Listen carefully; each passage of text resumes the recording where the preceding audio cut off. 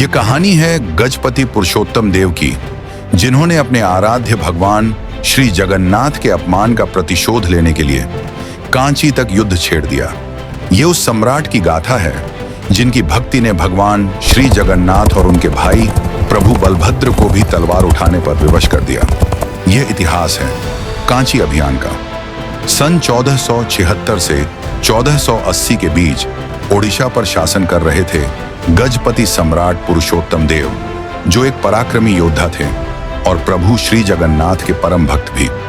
दक्षिण में विजयनगर साम्राज्य की गद्दी पर विराजमान थे सलुवा नरसिंह प्रथम, जिनकी राजधानी थी हम्पी।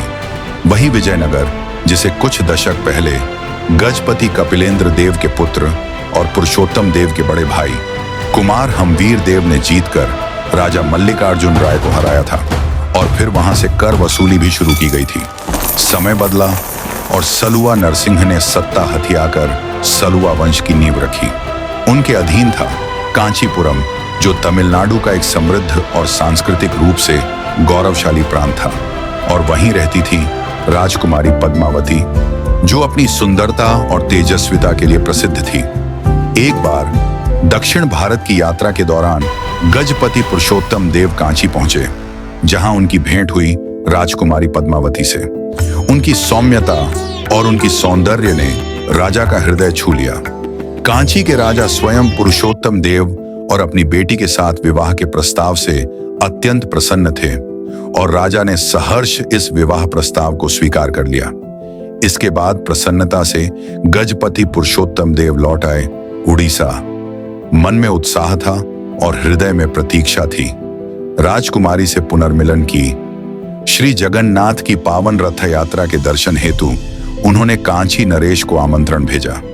हालांकि कांची नरेश स्वयं नहीं आ सके, इसलिए उन्होंने अपने मंत्री को भेजा, जो रथ यात्रा में सम्मिलित हुए और राजकुमारी पद्मावती के विवाह का औपचारिक प्रस्ताव लेकर गजपति पुरुषोत्तम देव की राजधानी पुरी की पावन भूमि पर पहुंचे। उस समय पुरी नगरी रथ यात्रा के महोत्सव में डूबी हुई थी। चारों ओर उल्लास, भक्ति और आस्था का समंदर था।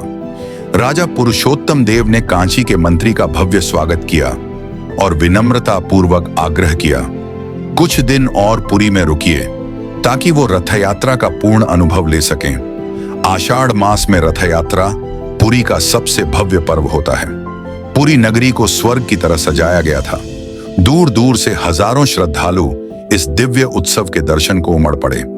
चारों ओर शंखों की गूंज, मंदिर की घंटियों की मधुर ध्वनि और नगाड़ों की ताल गूंज रही थी। भव्य 3 रथ भगवान श्री जगन्नाथ, भाई बलभद्र और देवी सुभद्रा के लिए सज धज कर तैयार थे। आरती के गीत गाए जा रहे थे। आकाश में भक्ति की तरंगें तैर रही थीं। कांची से आए मंत्री ने ऐसा दिव्य आयोजन पहले कभी न देखा था।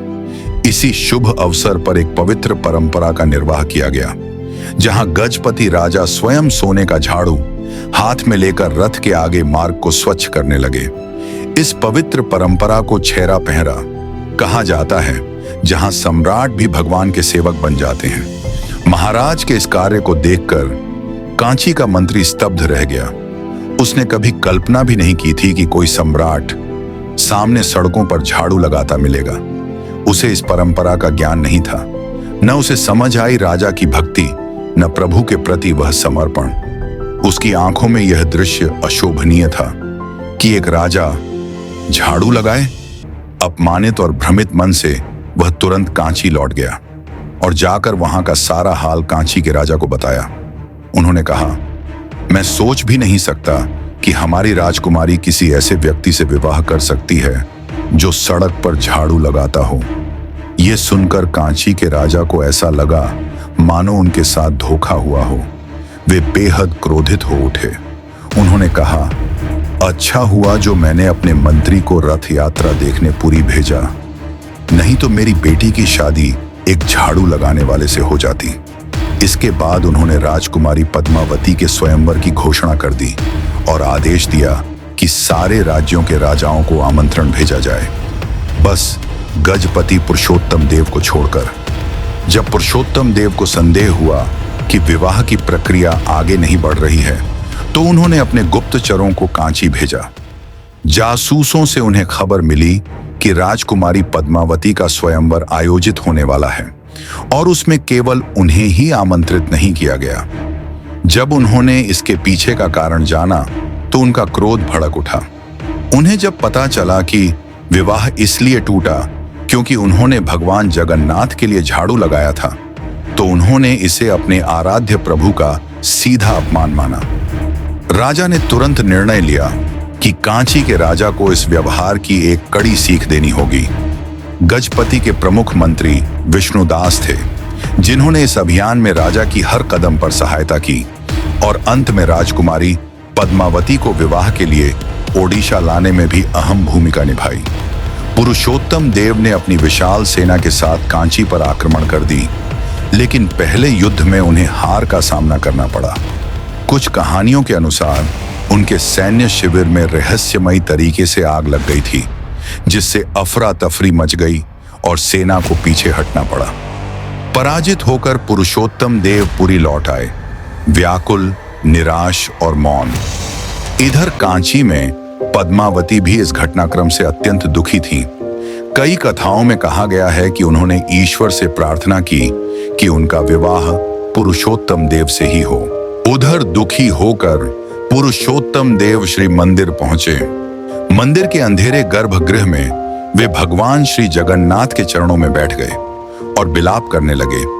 आंखों में आंसू, हाथ जोड़े कांपती आवाज में उन्होंने प्रार्थना की, प्रभु, मैं तो सदा आपकी सेवा करता आया हूं। तन मन से, आत्मा से खुद को आपके चरणों में समर्पित किया है। फिर भी आज मेरी ही हंसी उड़ाई जा रही है। क्या यही पुरस्कार है आपकी भक्ति का? राजा के आर्तनाद को सुनकर सारा मंदिर मौन हो गया और तभी एक दिव्य प्रकाश फैला। भगवान जगन्नाथ की मूर्ति से मानो साक्षात स्वर निकला, उठो राजन, अब और विलंब मत करो। इस बार युद्ध में मैं स्वयं उतरूंगा और मेरे साथ मेरे भाई बलभद्र भी युद्ध करने चलेंगे। हम दोनों इस युद्ध में तुम्हारे साथ हैं। राजा स्तब्ध रह गए। फिर उन्होंने आंखें खोली। उनकी आंखों में अब आंसू नहीं थे, केवल विश्वास था। उन्होंने प्रण लिया, अब इस युद्ध का परिणाम केवल एक ही होगा, विजय। फिर से उन्होंने सेना तैयार की और कांची की ओर निकले। राजा पुरुषोत्तम देव युद्ध के लिए तैयार होकर तो निकल पड़े, पर उन्हें कहीं भी भगवान जगन्नाथ और प्रभु बलभद्र जी के होने का आभास नहीं हो रहा था। इसी दौरान रास्ते में एक बुढ़िया, जिसका नाम माणिको था, उसने उनका रास्ता रोका।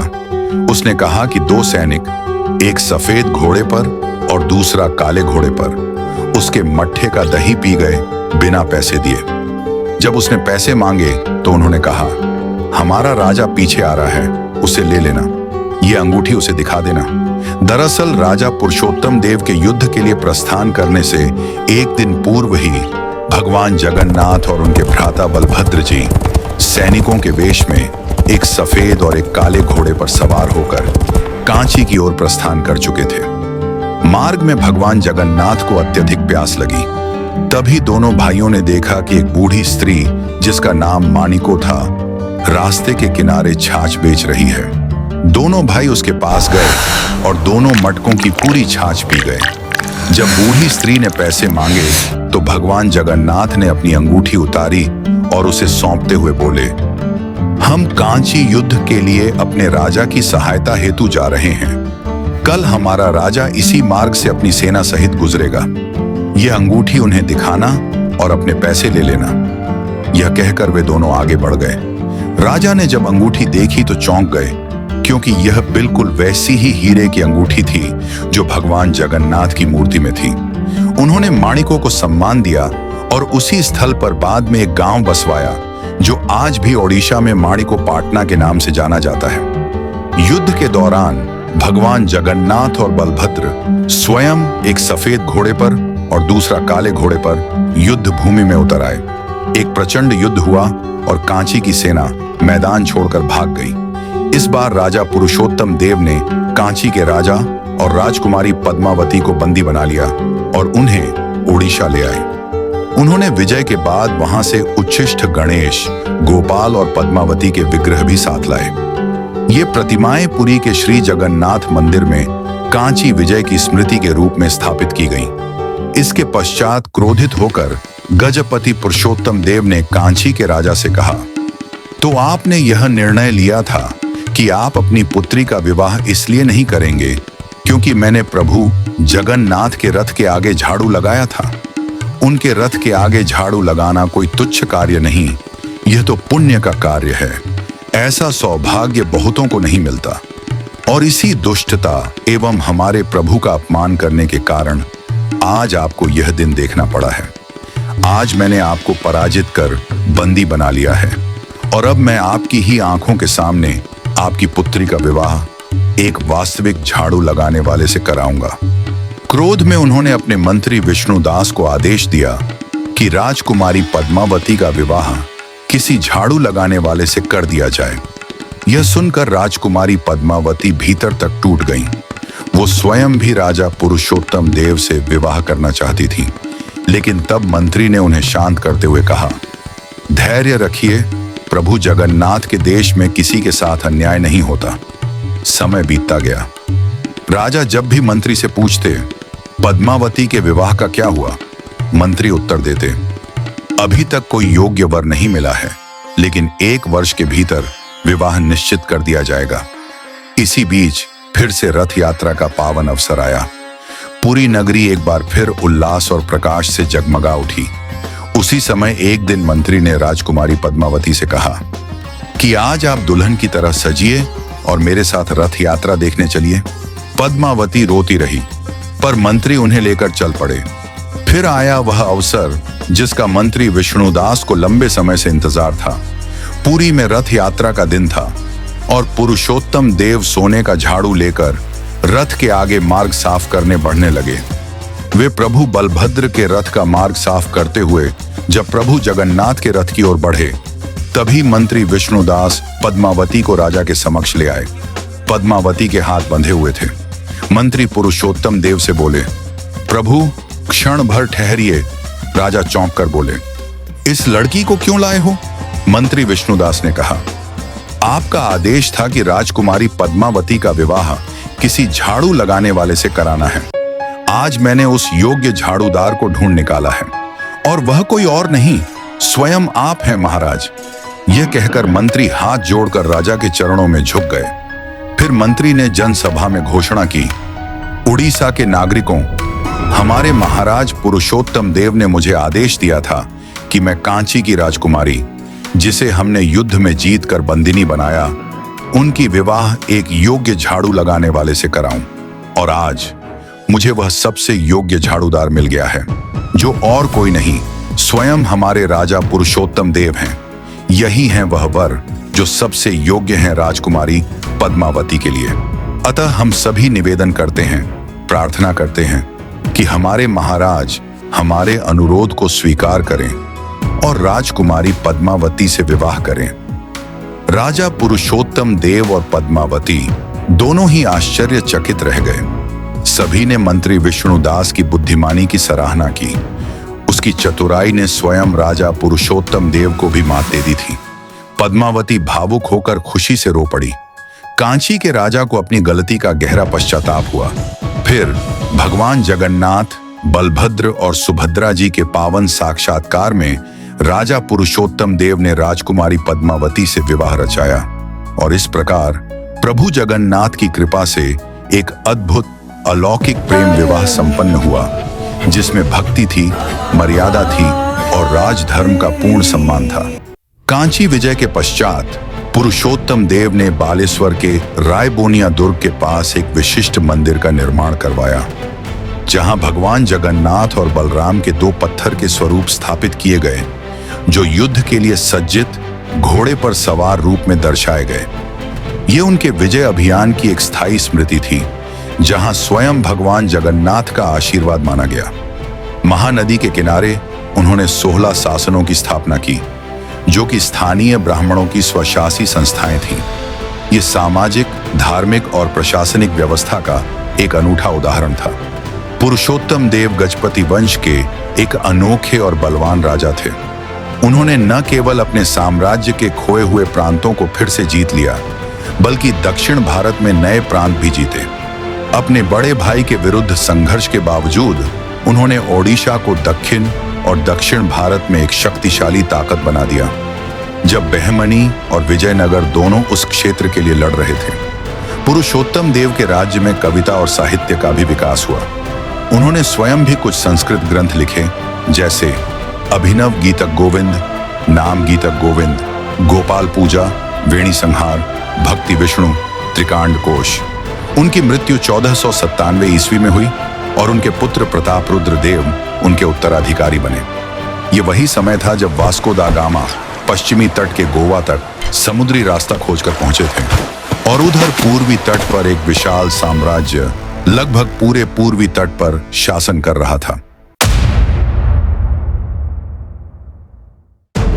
मैं हूं काला पहाड़। इस पूरी श्री मंदिर को इतिहास से ही मिटा दूंगा। मुकुंद देवा के रहते हुए कोई भी ओडिशा की तरफ आंख नहीं उठा सकता।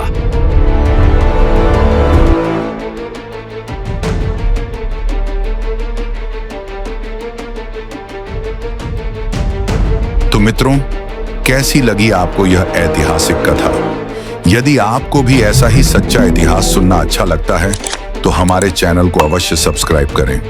कमेंट में प्रभु जगन्नाथ का स्मरण करते हुए जरूर लिखें जय जगन्नाथ। वीडियो को लाइक करें और अपने परिवारजनों तथा मित्रों के साथ शेयर करना न भूलें। फिर मिलेंगे एक नई ऐतिहासिक यात्रा में एक नई कथा के साथ। तब तक के लिए नमस्कार। जय जगन्नाथ।